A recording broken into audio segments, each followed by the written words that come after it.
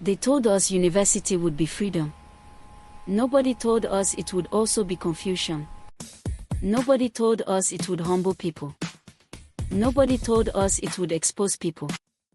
And nobody told us that in just one semester, you could meet people who would change your life forever, for good or for bad. This is university life as a 100-level student. This is how it began at the University of Life Lessons. Most of us came in thinking we had everything figured out. We had watched the movies. We had seen the series. We already knew how university life was supposed to be, the swag, the freedom, the lifestyle. Some people came to experience campus love, boyfriend and girlfriend, matching outfits, late-night calls, have you eaten?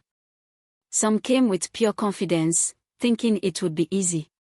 After all, they had survived secondary school, boarding school, or worse. From the very first day, everybody tried to make new friends. Everybody was feeling themselves. Everybody thought they knew something. Some people went to church immediately. Some went straight to parties. Some just wanted to sleep in the hostel and rest from life. Some people were missing their old life, their parents, their home food, their comfort zone, secretly wishing they didn't come to this school. Some deliberately chose a far school because they wanted freedom. They didn't want a school close to home. After 1 month, some regretted it. Others were happy and said it was the best decision of their life. Different lifestyles, different cultures, different age groups, all in one university, with one motive, to learn, graduate, and get a good job. Everybody started choosing their friends and trying to adapt to a new lifestyle, new activities, new everything. Some joined football and found their new family on the pitch. Some joined clubs and suddenly needed swag, new clothes, new shoes, new confidence. Slay queens found new slay queen friends and started glowing. Some found prayer partners. Some found peace. Some people were just lonely and quiet. They didn't want trouble, didn't want friends, just lectures, hostel, and back. Some joined the big boys group. Some joined language meetings and expanded their circle. There were the bad guys group, the rich group, the influencer group, and the ones that liked power. As a fresher, you quickly realize that many people are watching you. Some want you to succeed. Some are waiting for you to fall. Some are just watching, with no motive at all. The seniors are watching too. Some want to guide you. Some want to help you. And some want to catch freshers, for good reasons and for bad reasons. Even the lecturers are watching. Some genuinely care about your success. Some just want to show power. Some don't care. And some understand how hard university life can be, how hard change can be, and how hard it is for parents to send their children to a university in a different environment, a different land, a different society.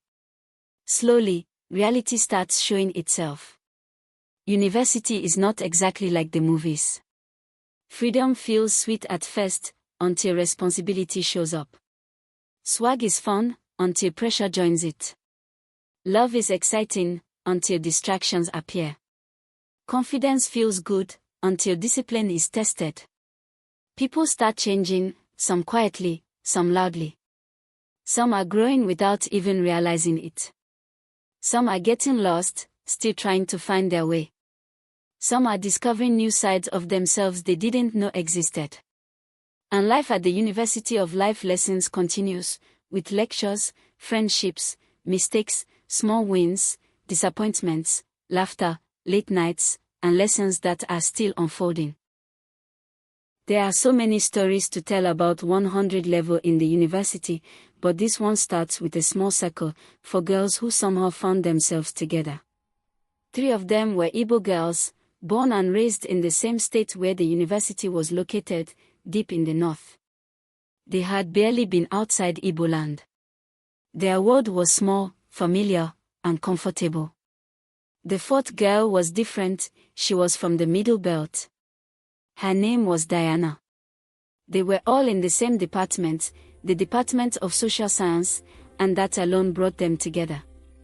But staying together was a different story. Let's start with Chioma. Chioma was not extremely local, but you would notice her immediately. She spoke like those local Igbo girls who always want to know what's going on. She behaved like she knew what was up even when she didn't.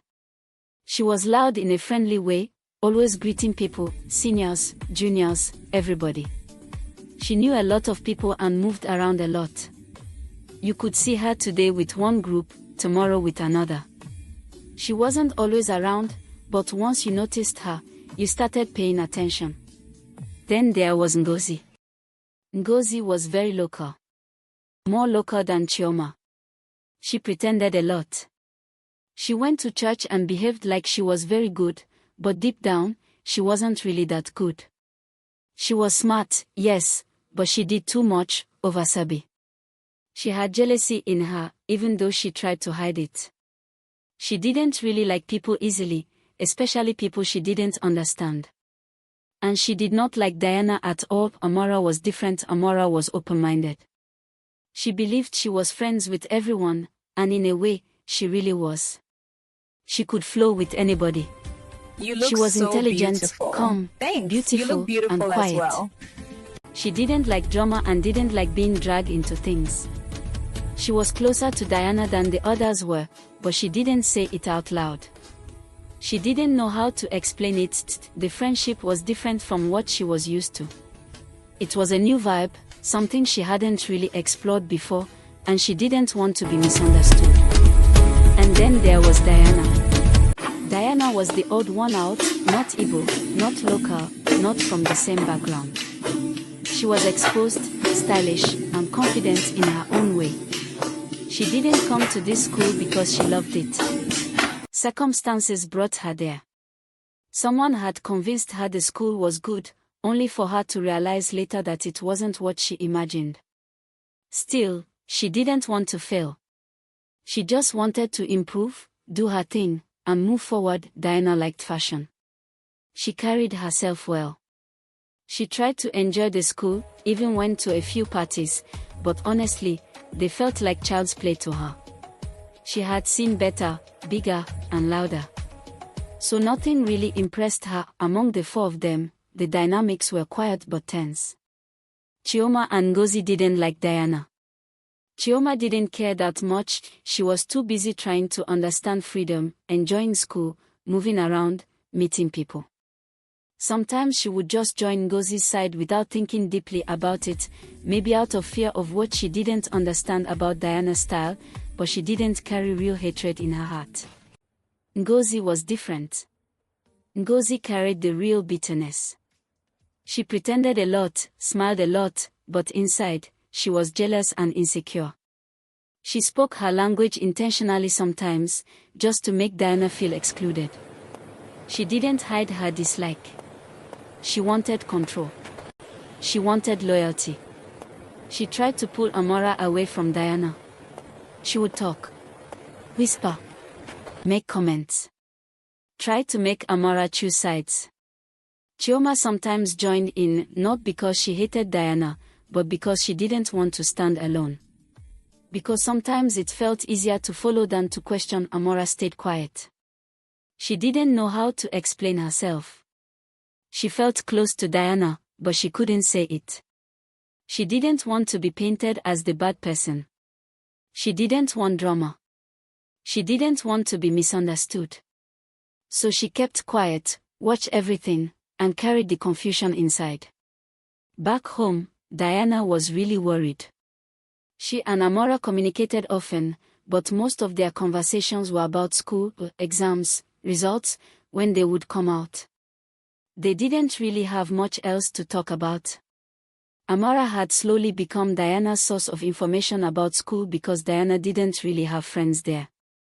She didn't associate much. When the results finally came out, Amara was the first person to call her. Diana was scared to check. Her heart was beating fast. How far is the result out now? She asked Amara to check it for her. Can you check it for me? It was the bad. The results are bad, right? Amara spoke calmly, but her voice was sad. She said she understood how Diana felt and wished she had done better. Diana was quiet. She didn't cry immediately. But the pain stayed with her throughout the holiday. She already knew going back to school would be hard. She passed with just 1 point. In that school, students could repeat a whole year. That annoyed her deeply, because where she was coming from, carryover was normal. You failed a course, you carried it. Here, it was different. She knew she would have to tone down her lifestyle. The fashion. The freedom. Even before second semester exams, deep down, she knew she couldn't continue the same way. But she didn't really have a plan. She just knew something had to change. On the journey back to school, Diana cried almost the entire way. Not only because of her result but because everything felt like it was changing at once. Her first lecture in 200 level was at 7 a.m. That morning, she was exhausted. Emotionally drained. She didn't do much. No makeup. No effort. Simple clothes. She dragged herself to class. By then, people were already tired of gossiping. They had repeated it enough that the Slay Queen didn't do well, that she didn't make it to 200 level.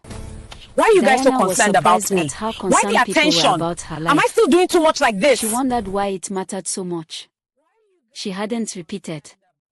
And everyone knew her matric number, so why the attention? The only person who walked up to her was, thank God, the first Yoruba guy.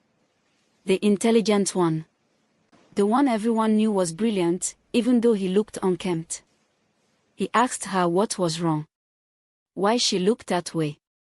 She opened up to him about the stress, the environment, her poor result. He asked her if she wanted help. She agreed. They planned to meet that evening and start studying.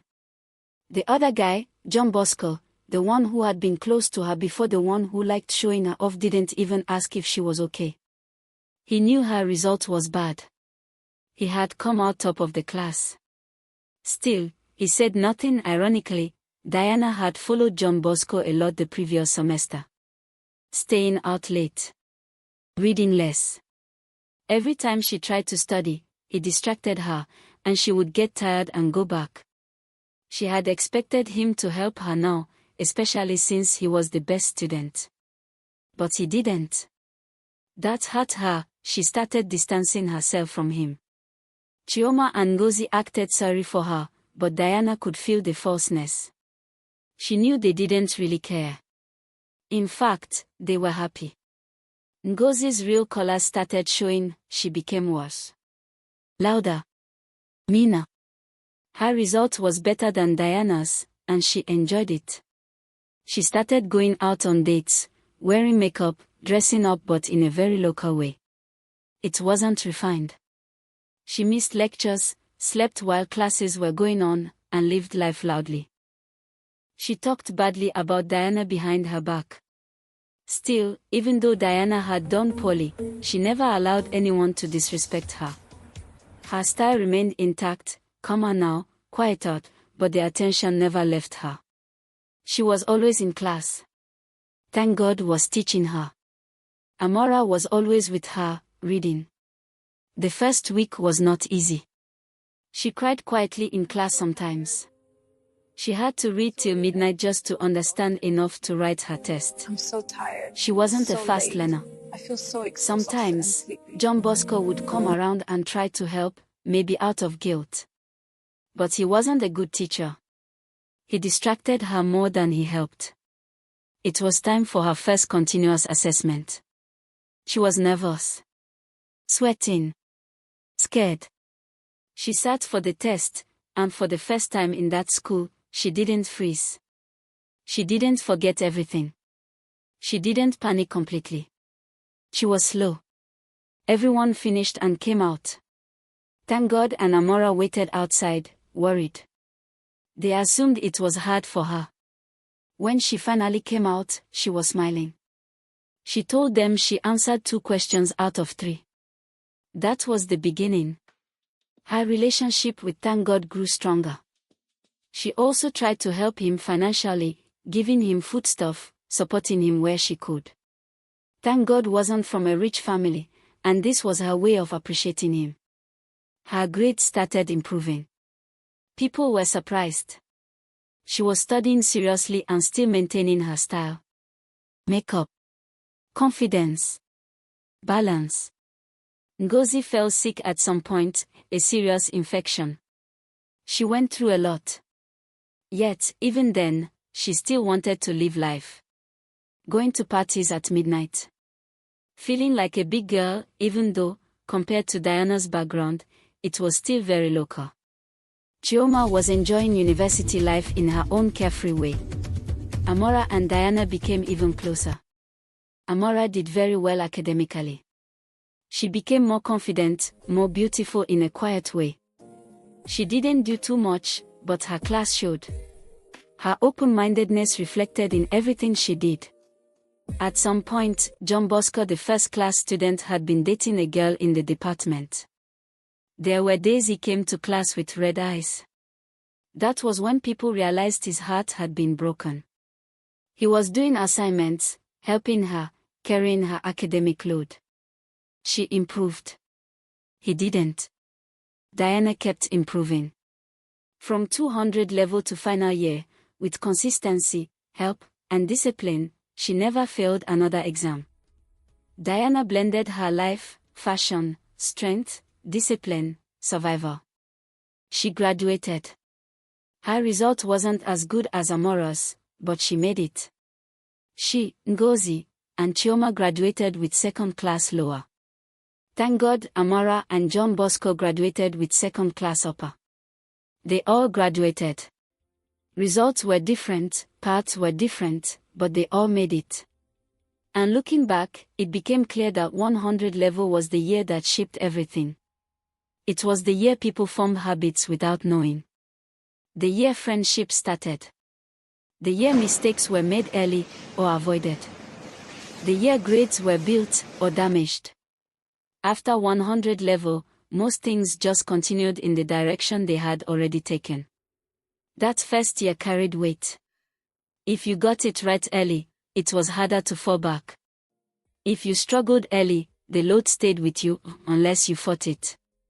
And many people didn't realize this until much later. University wasn't just about learning courses. It was about learning yourself. And for most people, everything started in 100 level.